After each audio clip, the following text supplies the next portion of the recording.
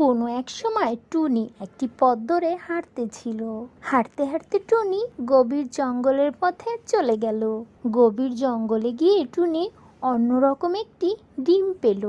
সাথে সাথে টুনি ডিমটাকে দেখে বলতে থাকে, অসম্ভব সুন্দর দেখতে তো ডিমটা। এই ডিমটা তো অন্যরকম। যাই যাই, এই ডিমটাকে নিয়ে আমি আমার বাসায় চলে যাই। টুনি ডিমটাকে নিয়ে খুব দ্রুত বাসায় চলে গেল।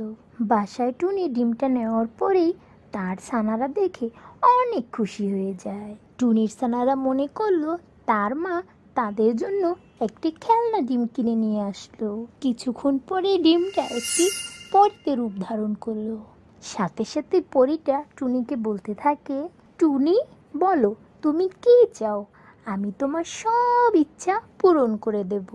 এদিকে তো টুনি এসব কথা শুনে অনেক চিন্তায় পড়ে গেল।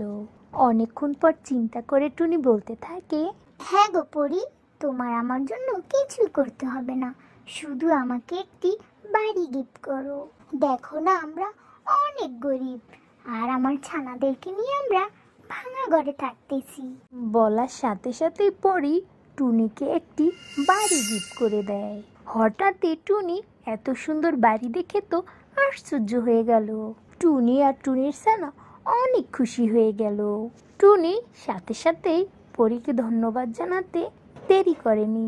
ধন্যবাদ তোমাকে সুন্দরী পরি। কোনো একদিন একটি ডাকু রাক্ষস আর একটি ডাইনি আমের বাড়ির সামনে বসে বসে ঝগড়া করতেছিল।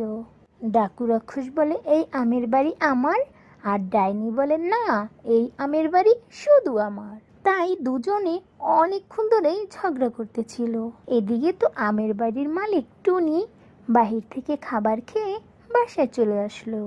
টুনি বাসার সামনে এসে ডাইনি এবং ডাকু রাক্ষসকে বলতে থাকে, হ্যাঁ গো, তোমরা দুজন ঝগড়া করতেছো কেন? এটা তো আমার আমের বাড়ি।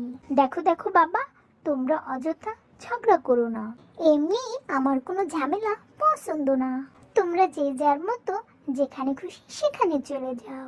এটা হলো শুধু আমার আমের বাড়ি।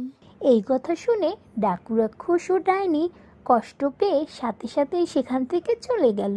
এদিকে তো টুনি তার আমের বাড়িতে খুব সুখে শান্তিতে বসবাস করতে শুরু করলো। হ্যাঁ বন্ধুরা, ভিডিওটা যদি ভালো লেগে থাকে তাহলে কমেন্ট করে জানাবেন কার কার ভিডিওটা ভালো লেগেছে।